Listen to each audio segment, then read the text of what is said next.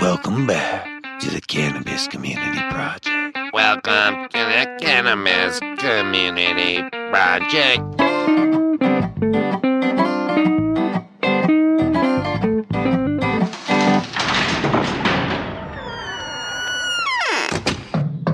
Open up, Colorado. It's 420. Time to grind and burn. This is not your son's stoner show.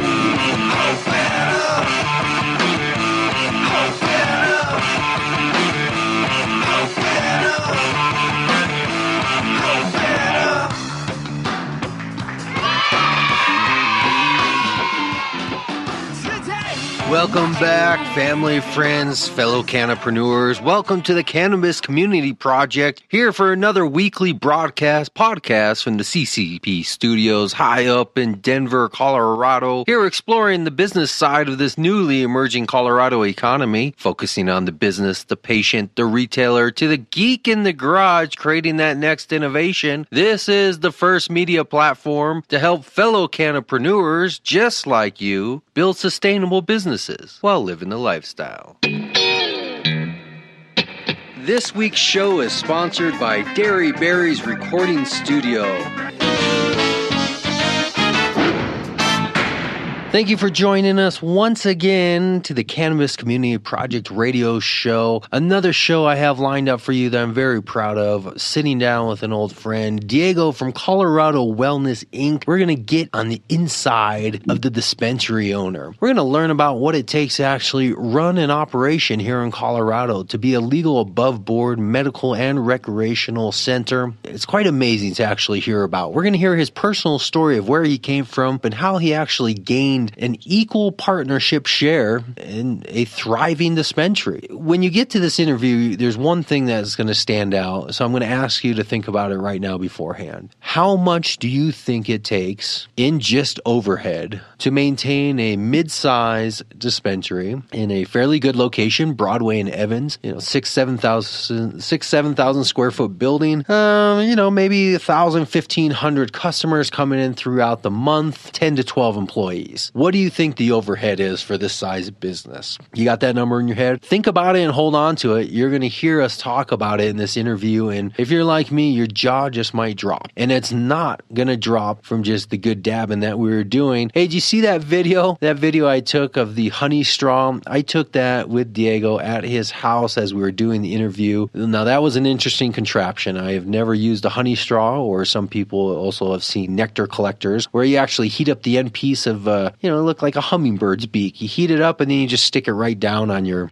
little dab wax or oil, whatever, on a piece of glass. This was interesting. That video is up on the YouTube page, Cannabis Community Project, also the Facebook page. Make sure you're liking, sharing, commenting, everything you can on the social media, and definitely with the shows. I'm so thankful for everybody like Josh from Connecticut, who made a purchase last week through the Cannabis Community Store. He purchased the full deal Cushly box set, where you get the spray, the candle, the lotion, and the personal spray, the neutral odor eliminating spray. Thank you very much for your support, Josh. And thank you to the 300 some people in the last week who have joined our Facebook page. Welcome. Please make sure you're sharing and commenting, but also listening to the shows, because this is what it's all about. This is your show, your community show. We want to make sure that you're getting what you need out of this show. So before we move on to Diego's interview from Colorado Wellness Inc. and learn about what it actually takes to run a Colorado regulated dispensary, we're going to remember what we learned last week. Do you remember what that was? Young Fate, who else? YF, who else? Young Fate talked to us about the life of a musicpreneur, what it takes to actually maintain the lifestyle of a musicpreneur. How do you make a career and a business out of being a musician? He gave us his own insights, the ins and outs of supporting this as a serious, legitimate job, and also what the crossover is to cannabis. A lot of crossover in the cannabis industry with musicians, and of course, musicians support our show a lot by donating music every week, and just making the show, I think, a little bit more entertaining to have a little bit of music in it rather than listening to my blabbering voice. Well, at least for an extended period of time. So let's take a couple minutes now to our short-term memory flashback relapse. Listen to last week's show for a couple minutes. And then after you're done with this show, go back, Listen to the full thing if you didn't catch it, and then make sure to share both this week, last week, and every week. Once again, thank you. And to all of you new cannapreneurs out there joining us, welcome. Welcome to the community.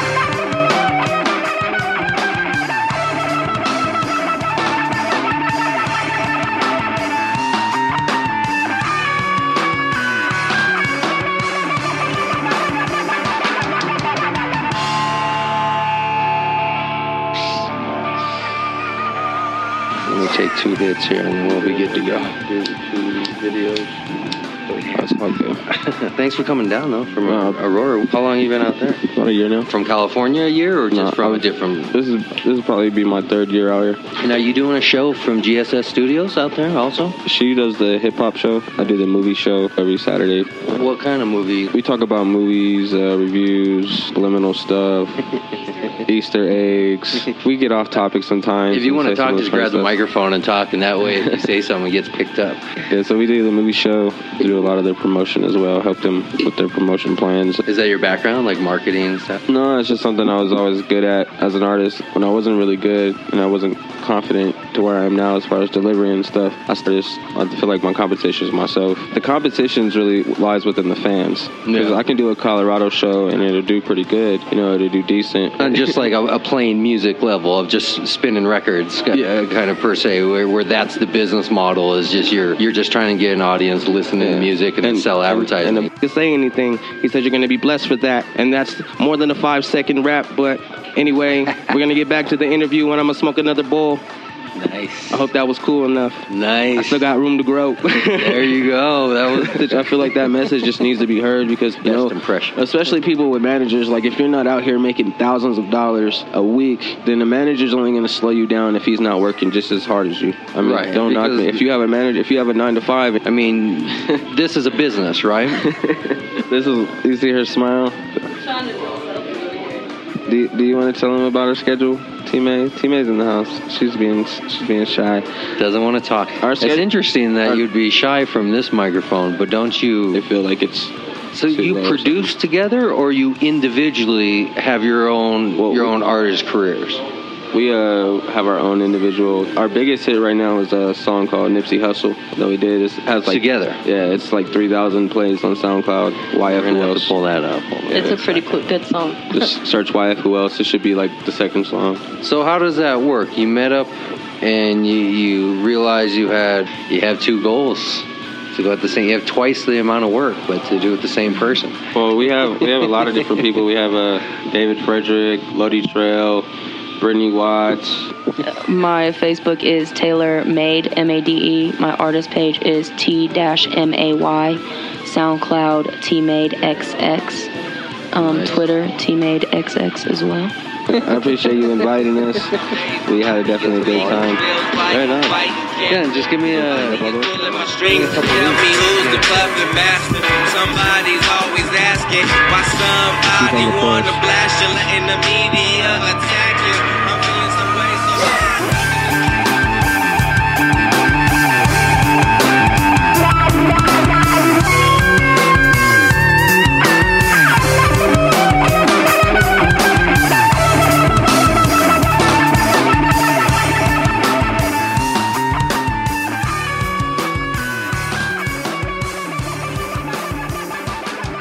If you have an idea, a business, perhaps just some thoughts about cannabis, contact me. I want to hear from you. I want to discuss these issues: health, food, music, growing, technology, business, everything else. CCP.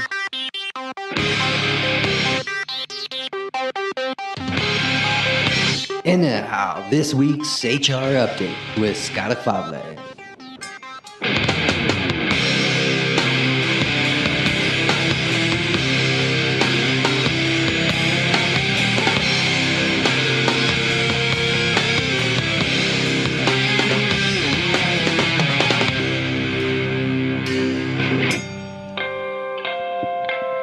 You ready?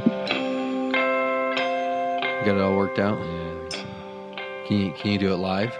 If I start streaming this live, can you do it? Probably not. Because it's getting ready to be... All right.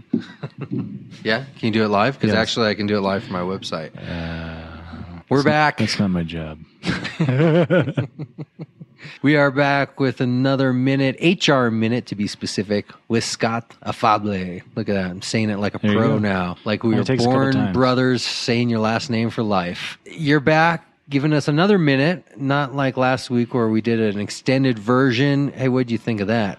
Was that some good conversation about the minimum wage with Antoine from Bubble Sonics? Oh yeah, it's great to from my perspective here, from an actual trimmer. So you're hearing from the real life person, and if you're a business owner, it's your employee. Just think about it as your employee and understanding what sort of things motivate them and keeps them productive, etc. So there's many different levers you can pull. So it's very interesting to talk with him, and he brings a great perspective. Well, I'm glad he popped in last week down at 4 Strains. That's where we are this week recording this HR Minute, 4 Strains, 1548 West Alameda. Come down and say hi to Mike. Check out some of the products we have listed in the store, the physical store, the anonymous bag, the skunk box humidor, Cushly, odor eliminator, and maybe more. Depends on who we meet in the future. But come down and check it out. We're in the back hookah lounge. Got the microphones set up, having a peace pipe smoking. Let's learn about some more HR stuff. Let's do a little follow-up from last week, since it was a great conversation, maybe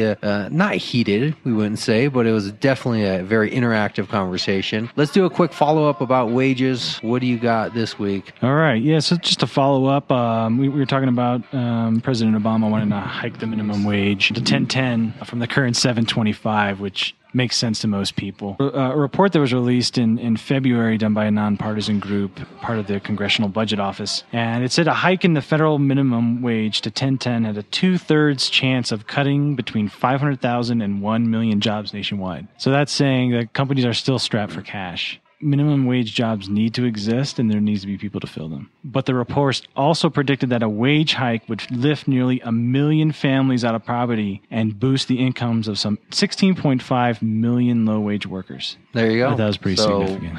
Give them more money, and everybody spends more, and the economy gets better. Pretty much what it sounds like. ABC equation. Right, yeah, and there was a poll that was done, I think it was November of last year. It was a Gallup poll, actually, it was done, and a survey of 1,000 adults, 18 years and older. Some 76% said they were in favor of raising the federal minimum wage to at least $9. There you go. I think I support that. Thank you once again for this update on wages. You got anything next week, or should we? No, I just wanted to say again, if you're a cannabis business owner of a dispensary, grow, extraction, or food lab, please give me a call. Let me know if there's some things you're struggling with in terms of retention, or do you strive to be the best and want your employees to be part of that? Just reach out to me at scott@highesteReward.com, and then the website as well. You can check that out.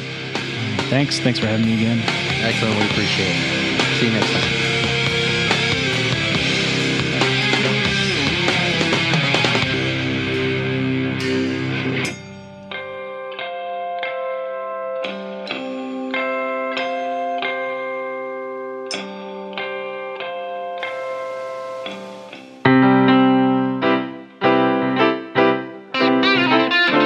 Need accurate pricing on wholesale cannabis products?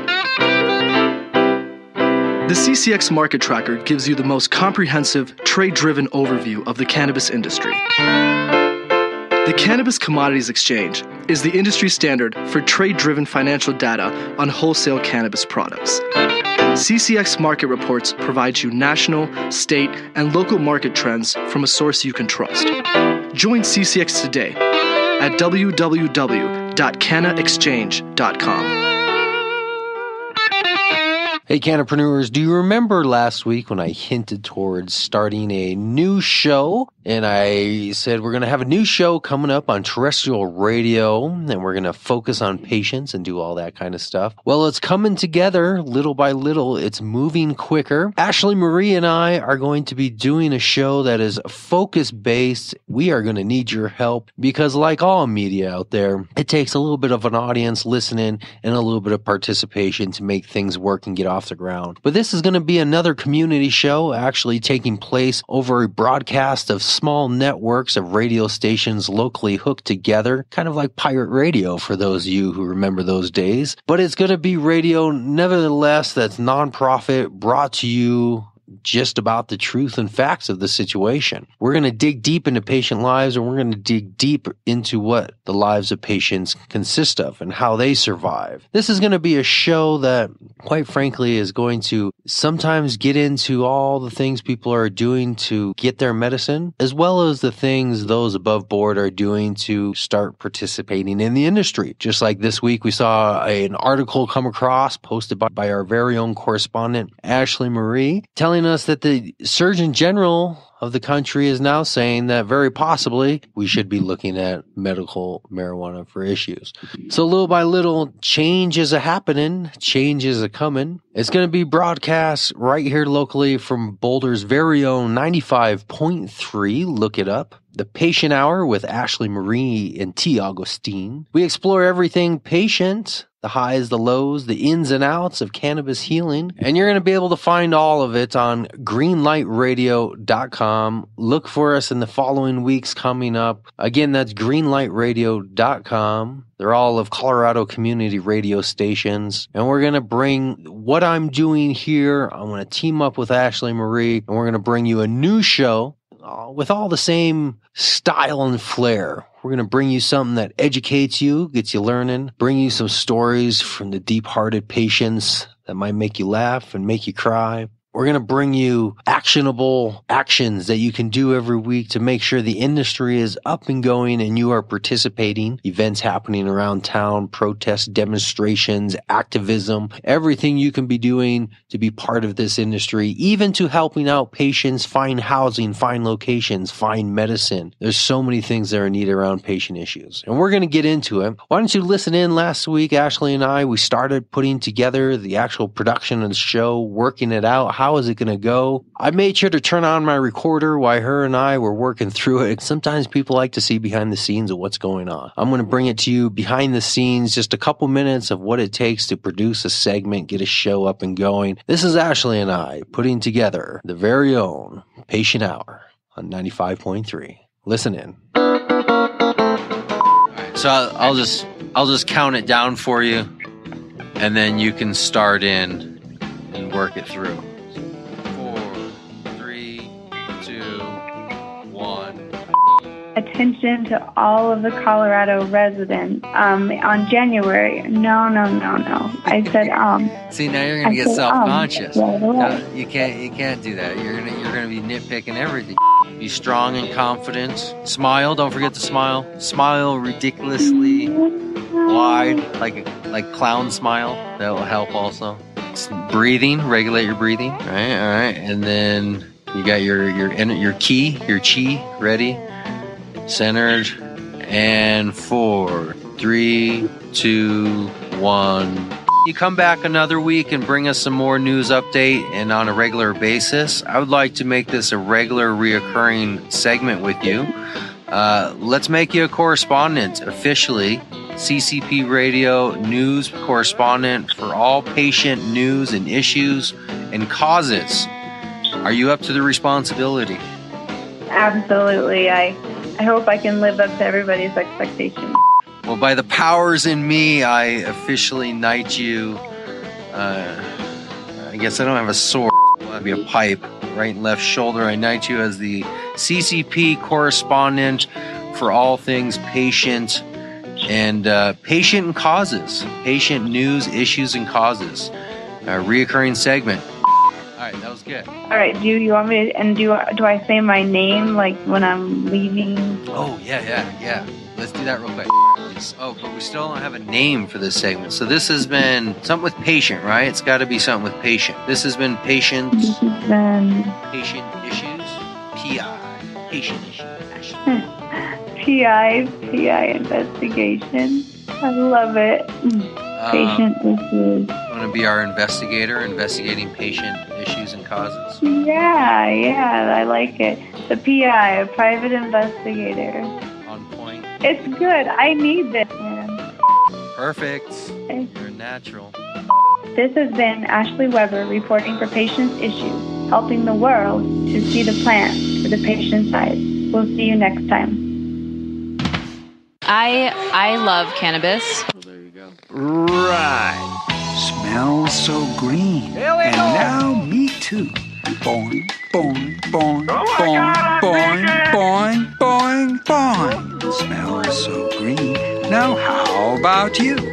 Go prepare for your death. Yeah, man, you know what I'm saying? Just, we be out here making money, driving cars.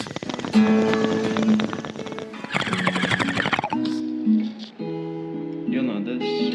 Puff, magic dragon, he lived by the sea and frolicked in the autumn mist, land called Honolulu. And little Jaggy Paper, he loved Rascal Puff and brought him strings and sealing wax and other fancy stuff. Oh, Puff, the magic dragon, he lived by the sea, frolicked in the autumn in land called Honolulu. Together they would travel on a boat with billowed sail. Jackie kept a lookout perched on Puff's gigantic tail. Oh no, kings and princes would bow whene'er they came. Pirate ships would lower their flags when Puff roared out his name. Oh, Puff, the magic dragon, he lived by the sea and frolicked in the autumn mist, land called Honolulu. A dragon lives forever, but not so little boys. Painted wings and giant's rings make way for other toys. And one great night it happened, Jackie Paper came no more. Puff, that mighty dragon, yes, ceased his fearless roar. El Puff, the magic dragon, lived by the sea and frolicked in the autumn mist, land called Honolulu. And Puff, the magic dragon, lived by the sea, frolicked in the autumn mist, land called Honolulu.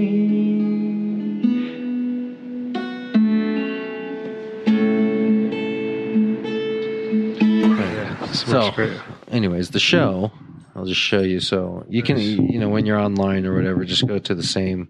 It's called Cannabis Community Project. Can I go on it right now? Okay, cool. Let me do that while we fucking just look so I can cruise around and ask questions if that's all right. All right, yeah.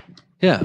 So the show, I've been doing it for a little over a year now. Mm-hmm. And it's a show that focuses specifically on the business side of the industry. Nice. The show's not really talking about, what type of, strains exist or really anything that's kind of like the stoner side of the world. Sure. It's a show that's to help people become entrepreneurs in the industry, listen to stories of other people who are in business, how they got in business, kind of what their background is. And by learning about your story, where you come from, how you got in business, it will help other people either be inspired or understand the fundamentals of being in business. All right, let's do a little recording. Yeah.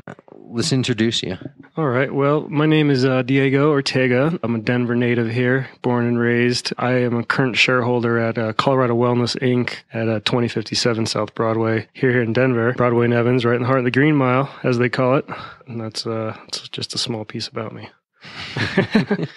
Well, I mean, it's a pretty important piece. Right? It's one of the most important pieces. I mean, in a sense, you're kind of in an elite percentage of individuals because very few people have the ability to be part of a legalized center, right? Of a Colorado licensed center, and to have ownership. And I'm going to assume at this point a succeeding center. Yeah, yeah. Succeeding is a fair way to put it. It's really a lot harder than you think as far as the ins and outs that go into it. But yeah, elite, small handful of people that are really lucky to get to do what they love. I mean, the last I heard, which was about 6 months ago, I heard a number from, I think I was talking to CSA America, Canada Security America. Okay. And Dan Williams told me there was about 2,500 registered, everything from centers to just growers to licenses, pretty much. About 2,500 in the state of Colorado. Right. So I don't know if that number has changed drastically in the last 6 months or so since I heard that number. I'm going to say, that it has changed, only because the fact that the day in day out stuff that we hear that goes on in the industry of people getting shut down, as far as so changed for the worse. Yeah, the numbers have gone down. Yeah, well, what is happening is they stuck us with all these compliance issues, all these rules we had to follow. We had X amount of time to comply, and I would say about 60 to 75% of us complied and try to do what we were supposed to do. And I would say there's probably a good chunk, about 30%, something like that. They really did make it a stoner test in the sense of, you got to dot your I's and cross your T's. You got to watch. You got to watch every base. You're exactly right. So that makes you one of just a couple thousand people. Yeah, it even lowers the number even further. You're exactly right. I mean, in a state of 5 plus some million people, yeah. What are we, 5.5 or something? And between just a couple states of a few million more that are allowed to operate in this manner, you're kind of a one percenter in a sense, because very few. I mean, it's easy to get a badge to go work in a facility. Yeah, almost everybody can do that. But to have ownership in a somewhat successful dispensary, I don't know. How do you feel about your opportunity in life? I mean, where do you feel your status is? I mean, just from the patient base that comes in, and the people that we see regularly, all of our repeat business and even new customers we see, we hear a lot of good things about what we're doing, pretty much, and the way we're running. I mean, that kind of, in a sense, makes me feel even better about what I'm doing and makes me feel that I am on the right direction. Do you think of this, the fact that what small number? I still really doesn't hit me like that, because like you said, there's 2,500. I mean, I could open any magazine these days or even the newspaper and see advertisements for shops all over the place, So I mean, Westward over the last 3 to 5 years has basically just turned into a 100% industry almost cannabis in the magazine. back. Yeah, exactly right. So, and it's just not Westward; they're everything. Yeah. And so I don't really see myself as that elite small number because I see so much other stuff going on around me, and there's so many like cannabis related things, right? Right. I mean, you got growers, paraphernalia makers. Yeah, on the edible vendors, side, edible makers, edible sellers, the oils and all that, right? All the way down to compliance, HR, legal, financial. Exactly. So there's a lot of successful people in our industry for sure. I'm definitely one of those small handfuls. I don't think there's a lot of them that do as well, I think, as we do. But establish who you are in the sense of when you say you're an owner in the corporation. Mm-hmm. What does this mean? Are you like a Patient's Choice type corporation where you have multiple franchises, and you have a 100,000 plant grow house going? Define exactly who you are. Who we are down there at Colorado Wellness, and basically what my motto has been since I've taken over. Let me start by saying I wasn't always a shareholder of this company. I was even further fortunate to even advance even further in my position and make the other shareholders see the value in what I had and offer me shares of the company. What do you mean? What were you originally? Well, before this, I was just a grower, growing on the side as a caregiver, Somebody had contracted you to be a grower for them. Yeah. For this business or just as a grower? As a grower for the industry, for another shop. So the Colorado Wellness didn't exist, but it existed before me. Oh, okay. So the name, brand, and incorporation existed before you. Yeah. You were hired on as a grower. Yeah. And then moved your way now up to shareholder. Yeah. Okay. Yeah. A minority, an equal, a majority? Yeah, equal. You're an equal shareholder. Yeah, equal shareholder with my 3 partners. There's one partner that has the 0.4, obviously, but okay. I mean 33.3. It's not a bad deal. Like I said, so for that, even how many more stories are there of me that worked my way kind of to that position where I was fortunate enough to even get these guys to offer me even a slice of generous enough to offer me a slice of their company type now, of thing. These partner friends? Like these are former friends? Well, here's the deal how I kind of got in.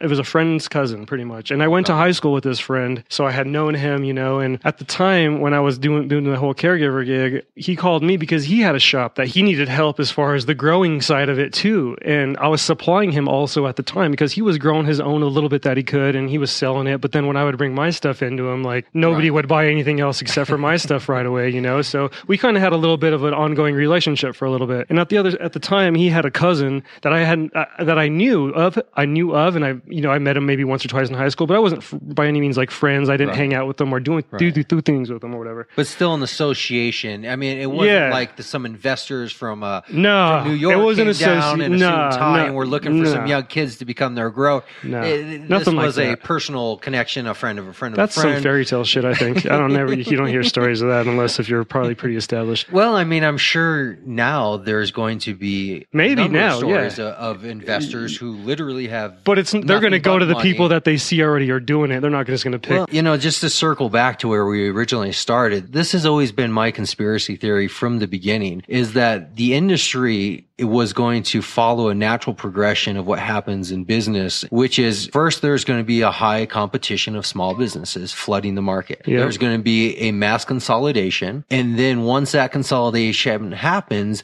then the big corporations are going to come in and scoop up the consolidated ones. And then it's going to be just like every other business in America. Yep. It's going to be owned by WalmartCorp.com or Philip Morris or somebody else. So what's happening now is... I certainly hope not, but...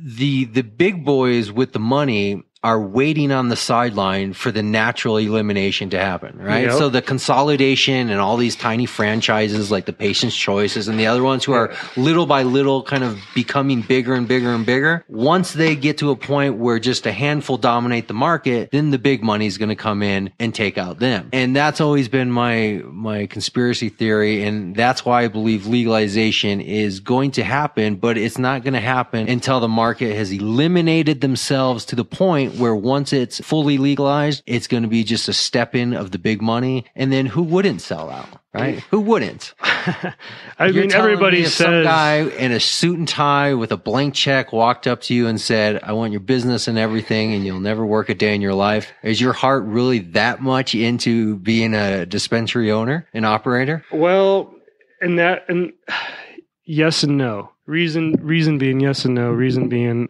the regulations and all the shit that we have to go through and all the hoops we have to go through kind of make me not want to be there anymore. Right. Type of thing, and just go back to my own private thing and just do some stuff for myself, maybe and a few friends type thing. But on the other hand, I like I told you before, I love what I do. I've been here from the beginning and everybody I fought loves through what they do until somebody puts a number in front of you. Right? That makes you think about it. Yeah. That's a fair way of putting it, but I can't really say yes and no. Everybody has a number. Obviously, we all have to make a living. We all have to retire at some point, and to go on to do other things. I don't know. It'd have to be a pretty 8-figure-ish. How long then have you been in business? What are we looking at here? 4 or 5 years? 6 years? 2009. 2009. Mm-hmm. So I think it was right around 2010 or 11 when I you started coming in about 2011. By 11? Yeah, because that's when I first got there. That's when I first was hired on in 2011. Well, I remember there was a lot of construction going on due to, speaking of regulation, I remember there was kind of a change in regulation where by July of 11, there had to be certain security doors, alarms, cameras. You remember all that shit? Yeah. That's just one of 5 times we had to change our doors out because these guys changed the rules that much. I remember the controversy then that just as we're talking about, it's intentional. The excess regulation, the detailed, meticulous paperwork. They pinch us at every corner. It's intentional, and it's trying to drain you and drain the system. So by forcing people to invest thousands of dollars into security doors and cameras, like as if you were a fortress, you know, even liquor stores don't even have to have that type of safety, security regulation. It's to drain the system, which all the more supports the theory that only those with money will survive and those with money will consolidate the rest. And then it's going to become like every other business. There's going to be just 3 or 4 around town. It's going to be a Comcast and a CenturyLink of your medical and recreational cannabis. Right. I certainly hope not. Well, here's my thing to that. Back circle to your other question about like who would I think like what we strive to do. And since I've taken over and back in 2011 and the You've model taken over complete operations. Exactly. Okay, so the manager. I'm pretty much right now. I'm in a position now where I've hired other positions to take over other jobs. So I'm not taking on everything, you know, and I'm spreading the workload out to everybody. But at the time, I took over operations of the entire place, you know, warehouse, front office. I mean, what is your ultimate responsibility for the store right now? itself? My ultimate responsibility is the grow, pretty much in the warehouse management, making Not sure for the store, but just for the grow. Just for the grow. Okay. So the warehouse, pretty much. Director of growing, then. Yeah, or just a warehouse manager, whatever you want to call it. I don't put a title on it really, but not on today, but I pretty much run shit back there. Let's just say that. Well, I mean, I guess that's if you look at it, the analogy of the restaurant, right? You have the chef who runs the kitchen. Yeah, call me the executive chef. The house manager who runs the front. And then I got a sous chef right behind me, which with 20 plus years of experience, which Who's is your just sous killer. chef?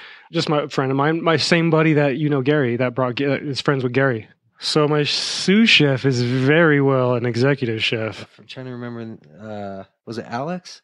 Yeah, Alex is our other partner. Oh, okay. Yep. So Alex is the other shareholder. Okay. Yep. Oh yeah, it's Alex, and then it's our other partner, Greg. Oh, okay. Yeah, elder guy. His role is pretty much. And all three you work on premise at the store.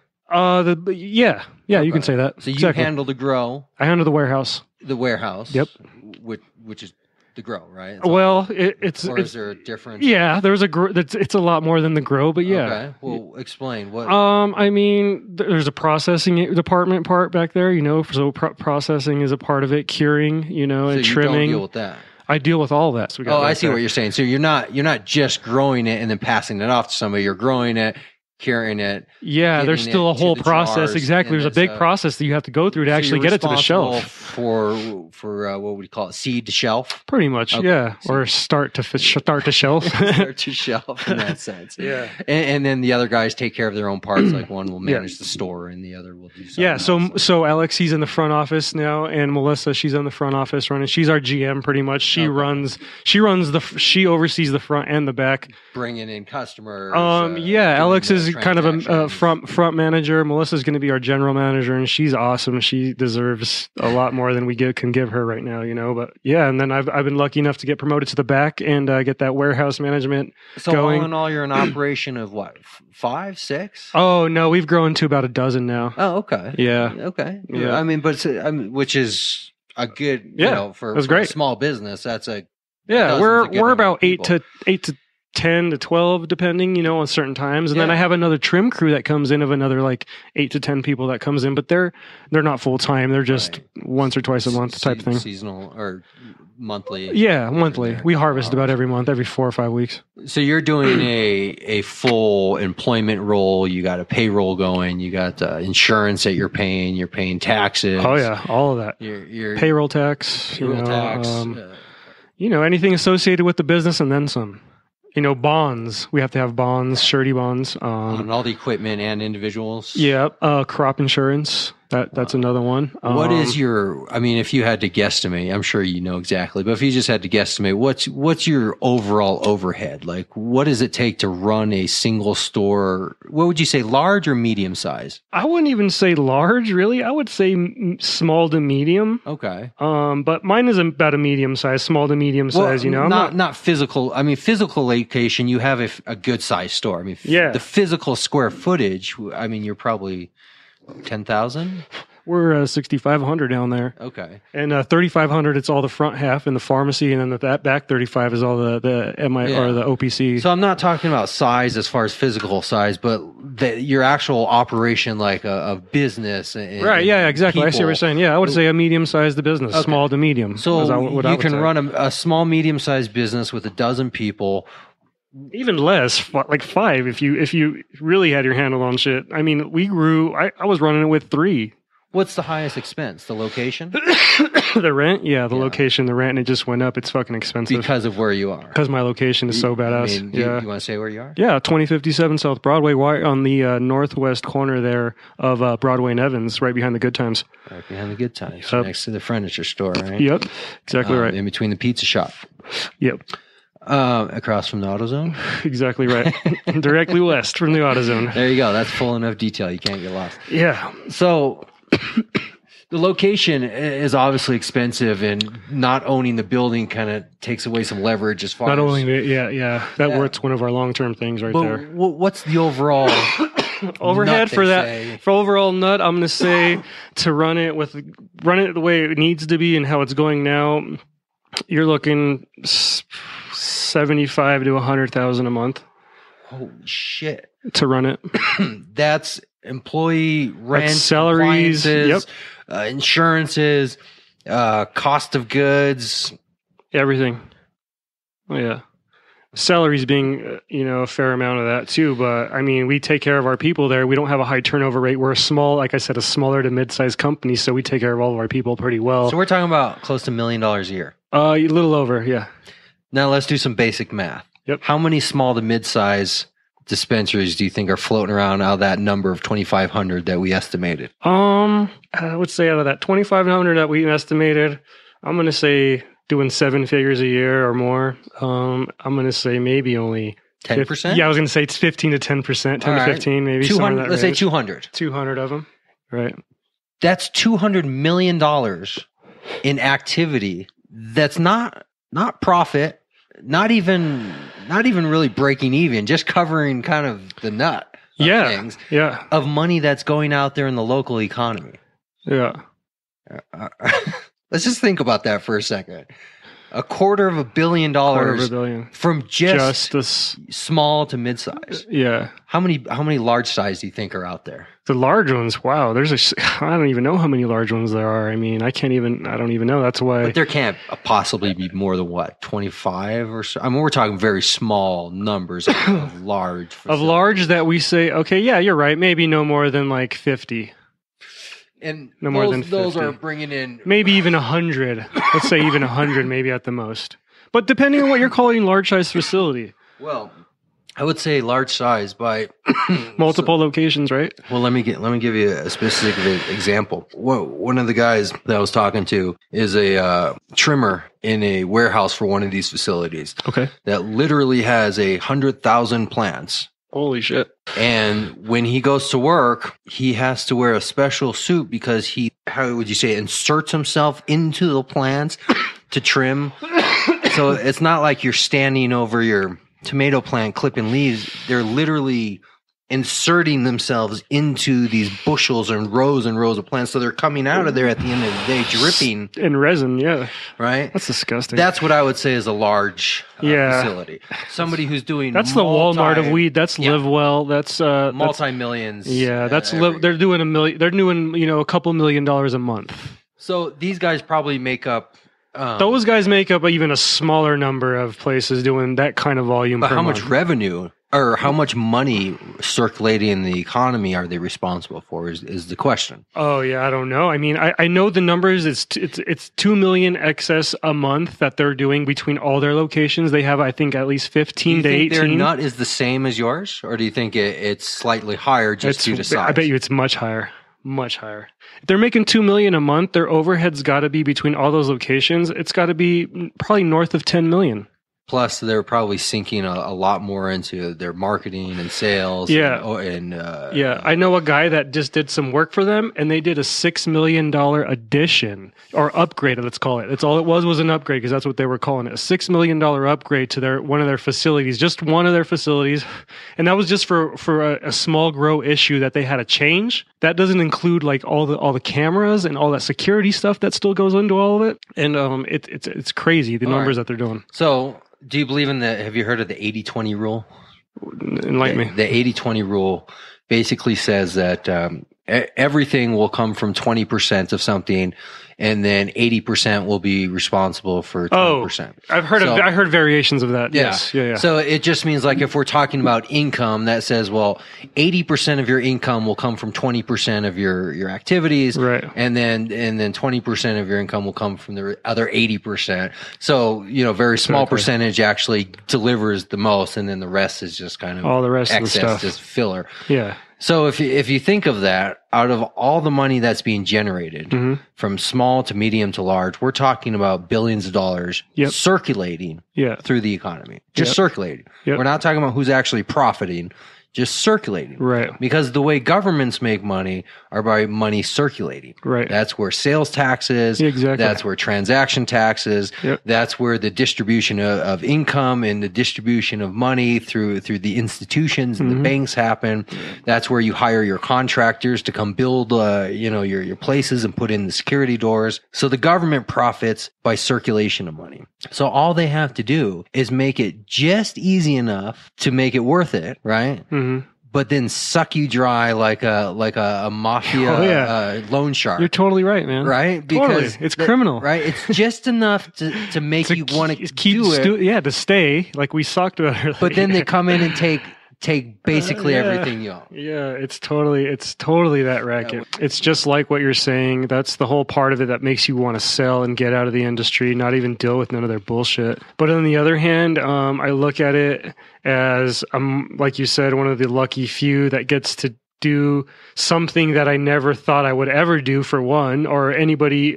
Either way, just me. I never thought I would be doing what I'm doing. And I certainly didn't dream of this when I was young, So that makes me stay. That part makes me stay. I mean, why do you say that? You didn't dream of this when you were young? Because you always thought about being involved, it just never works, though, yeah.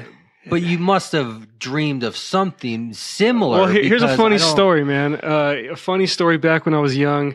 I must have been only about... I'm gonna say 13, maybe 14, in the basement or whatever. And my neighbor at the time, he was growing in the backyard, and he had just one or two growing in these cups on his roof. We were real close with my neighbor, and I still talk to him to this day, pretty much, And he's a little older than me now. I got something from him, and I actually threw it in my room, in behind in this corner of my wall. And I made these folders at the time because we were in school. You had folders to put all your stuff in. Wrapped them in foil, made this little box. And then I just kind of hid it behind this toy box that I had. And my mom obviously found it, and fucking got super in trouble. I was just kind of the thing that, like, right there set it all off. But wait. Clarify, because something's missing in clarity here. So when you were 13, a neighbor of yours gave you what? He gave me a plant. And because I was like, I want to grow a plant, hook me up, You took it home, you put it in a cup. You started growing it. I took it home, I put it in a cup, and I put it behind the dresser, growing it for a few days. She totally found it, totally. But you're saying that was the genesis of why you became a grower? I don't know, man. I kind of it's funny that I kind of you just were. Here I am today. Here I am today doing what I'm doing. When back then, like I thought it was okay at the time to do it. I didn't see the punishment or the. But you didn't realize what it was as a plant. I didn't see the I realized what it was as a plant. I totally did. So you intentionally wanted to grow. Yeah. Oh yeah, that's why I got it. Yeah, I wanted to grow it.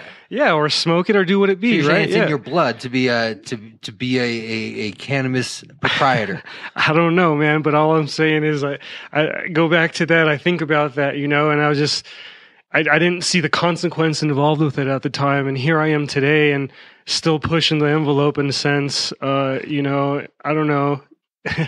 It's just funny how things kind of come circle like that. And I started smoking weed when I was probably like right around then, 14, 15 maybe. I think most people. That was about seventh right. grade, you know, you right? go camping with the older brothers and the family and shit. We sneak off and we smoke a joint or whatever. Well, that's how I got involved in alcohol. Started. And weed, it was actually transitioning from the elementary to the junior high, 7th grade, 6th grade to 7th grade, and then having the exposure now.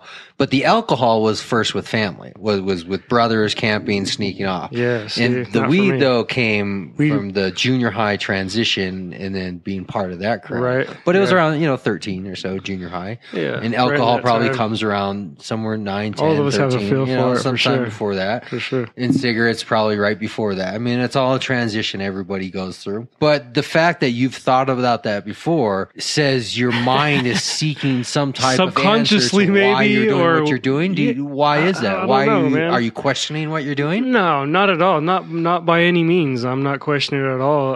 I believe I'm in the right position right now. Is this your future? Are you cannabis forever? I think so. I think. And what else would you do? What else would I do at this point? You know, I'm in this industry. What else do I want to do at this point? Really, I mean, I'm on the forefront of something that's going to be the next biggest thing across the country. You know, that's just in the infant stages of something, kind of in a sense. And so what are your specific skills that you've acquired over time? Yeah, developed. I mean, we're obviously growing, right? So you're a master grower. I don't call myself that, but I mean, would other people I'm responsible. call you that? I'm responsible for hearing some things like that. Would other people call you that? I think other people would call me a really good grower. Yeah, and I've heard it before. From my patients. Let me give you a live testimonial. Before we started this interview, we consumed some of your product. Oh yeah, All right, Girl Scout cookies. Then I will personally vouch for the fact that. That I would say you're a master grower based on personal. You've had my product, yeah. For a number of years. I mean, I've bought much of your product, and it was always great, top of the line. And you've shopped around the market as well. Oh yeah, all over the place. Yep. I mean, if there's one thing that I think somebody who's been smoking for a long time, and by long time, we both established probably around 13, and we're both, I don't know, I'm in my mid-30s. About to be 32 next month. So, I mean, I don't know, 15, 20 years? Yeah. Right? Maybe about 15 years I now. think that establishes somebody as maybe not expert. I haven't studied it to the point like a scientist. Right? I'm not a PhD. But I didn't take it that far because I didn't think it would come this far. Right. In the sense that I On know a different what's sense, what. yeah. I know good. I in know the street bad. sense. Right, what we call that. In that sense, if I were a stockbroker, I want the 20-year stockbroker over the guy who's just highly educated about stocks. Right. Exactly right. You want street knowledge versus book knowledge. Well, when it comes to a skill, hands right? on. When it comes to a skill, Exactly if you're working on your house, who do you want building your house? The guy who's highly educated, or on you want the DIY?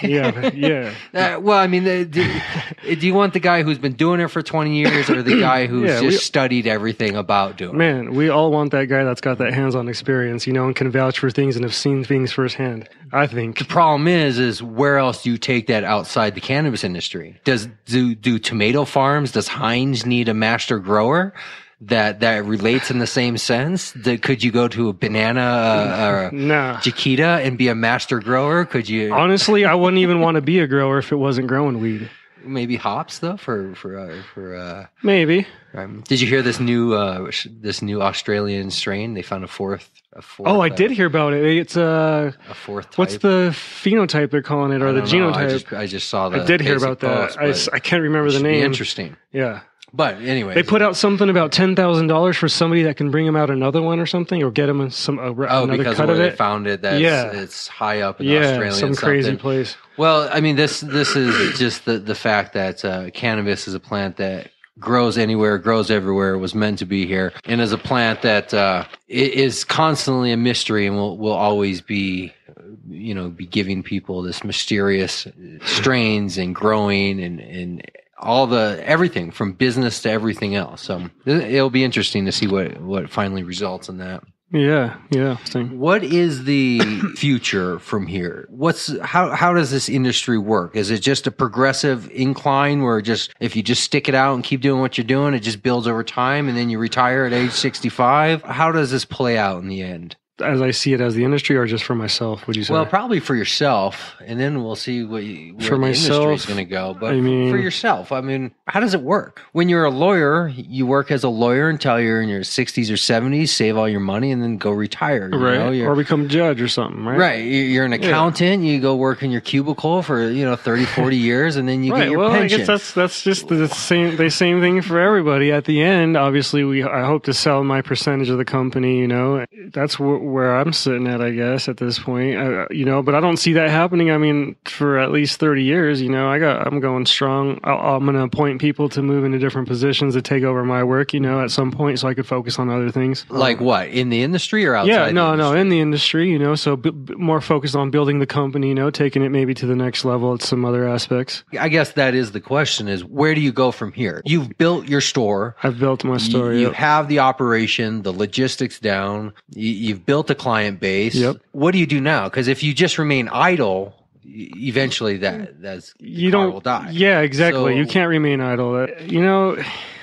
I think it's because of the younger market that's involved. Like what do you mean? 18? No, I mean like the 30-year-old. I don't know. I guess I see. I don't know. I have younger people working for me, so they're more keen to the change, and they stay up with the younger kids. So in that sense, they're like the social media thing, I'm kind of not into all that. So they do, the Twitter, the Facebook, and all that type of stuff, where I'm focusing on other things type of thing is all I'm saying. I say bring in the younger kids. And their phones, their devices. I don't know. It's crazy, man. On the Facebook. Yeah, they...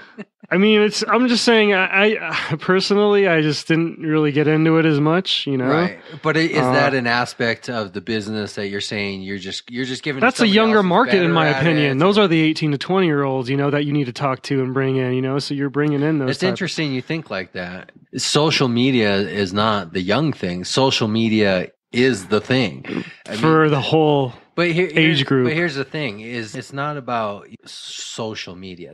That's the wrong. But term. For me, it's for the weed, though. The weed isn't the whole thing for me. It's about communication. All it is where are people communicating nowadays, and what people do I want to talk to? Right, because this word social media just means where are people connected through the internet and communicating. Right. So as a business or as an individual, it's not about is social media for the old or the young. It's as a business, it's a channel where to communicate with clients, customers, the public. Because before, how would people communicate? Well, you don't. A business puts out an ad and then they either get a response by people coming in their store or they don't. There's not much feedback or communication. Right. People write a letter to your company when they're angry. But other than that, when does somebody ever communicate with a company? Social media is a way for people to casually build a relationship with an individual or company where you're just always there. Right. You're just there. You're relevant all the time. It's not the importance of, I'm angry, I'm writing a letter, or I need something, so I'm contacting the company. Yeah. It's a relationship of existence. It just says, here's this dude every day on my wall who's telling me what he's doing in his life. He's part of my community now. Right.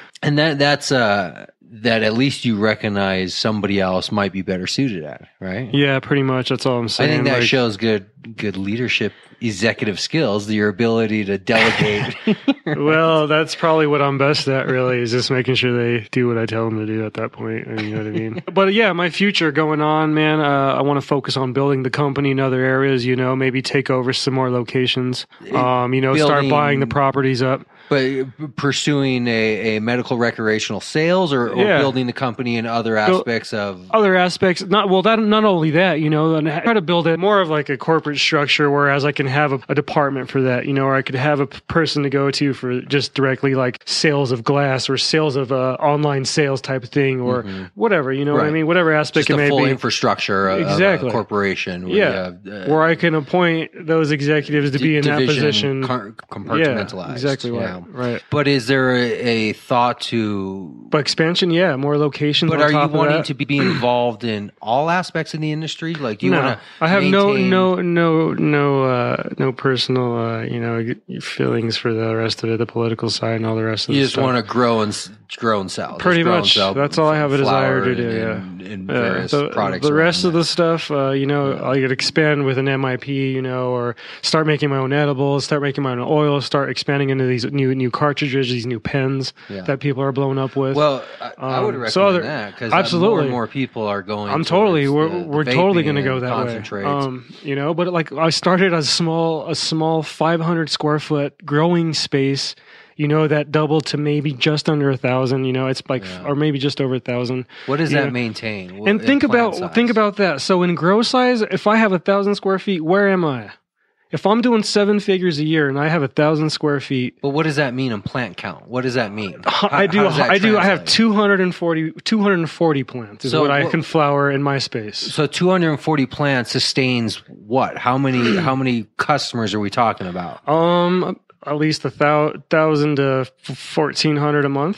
Okay. In that range. Buying on average, what? Quarters, ounces? Ounces to halves. So 1,400 ounces, or maybe a little less than that? I don't really know. I could tell you in pounds wise. Okay. Like what does 240 plants produce? What is that yielding?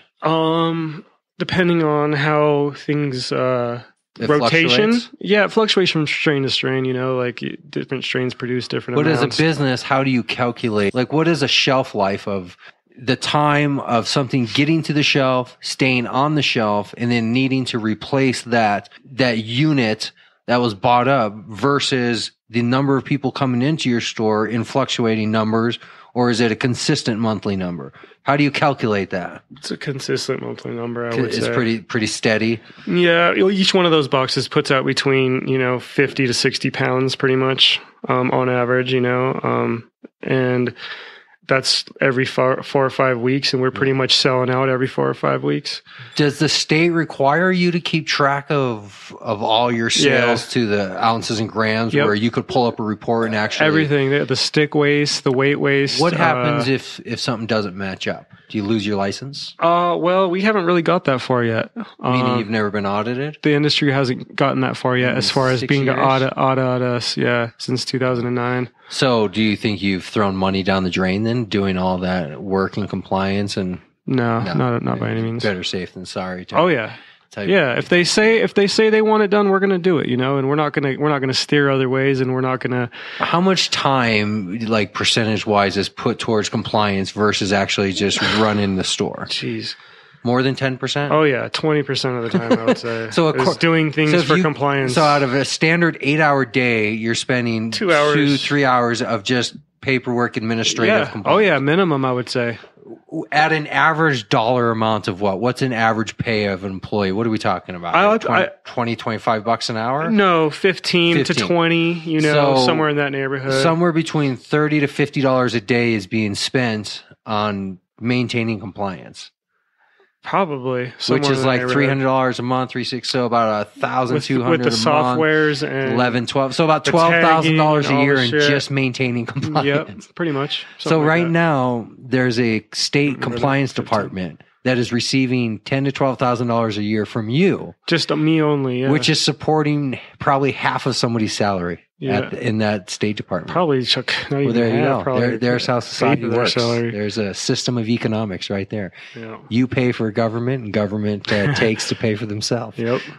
That's the way it works. Well, how should we wrap this up? What last bit of information should we give out there? You want to give all your contact information if people want to come visit you and check out your store? Colorado Wellness Inc. at 2057 South Broadway. It's right on the corner of Broadway Evans and Northwest corner. Man, we've been there since 2009. We're one shop. We're small boutique. We do small batch stuff, high kush, high diesel, stuff like that. We don't rush things. When stuff's there, it's there. We don't sell anybody else's stuff. We like to keep everything in-house, all the way from our hash to our flour, We haven't quite got as far as the edibles yet, but we'll get down there at some point, and the oils like I was talking about earlier. But we got some clothing, we got some custom glass down there. There's no shop really like our shop in Denver down there. It's really clean. It's just modern. It feels good, It's a great environment pretty much, and we hear it every day from our patients, All I can say is just come down and check it out for yourself, There's some really good stuff available down there. Excellent. It's a lot of people that get stoned listening to the show, so we have to repeat things multiple times to make sure the message sinks in. I'm right there with you, bro. Cool. I appreciate it, man. Yeah, absolutely. That was good. I think it's always excellent when people can hear people's stories and something that inspires them or just educates them. Yeah, that's my philosophy. Either let it educate you or inspire you. Either way. Yep. Yeah, it's where we're at, man.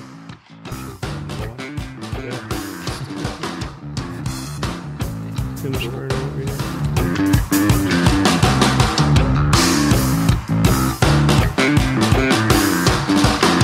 Thanks for listening to this week's show. Make sure to come back next week. We're going to have more guests lined up, speaking with dispensary owners, growers, business owners. Make sure to follow us on all of the social media, Facebook, Google+. You can listen to our shows live from the website or your preferred listening platform. Find us on iTunes, Stitcher, SoundCloud, Spreaker, even YouTube, all under the same name, CannabisCommunityProject.com. We'll see you next week.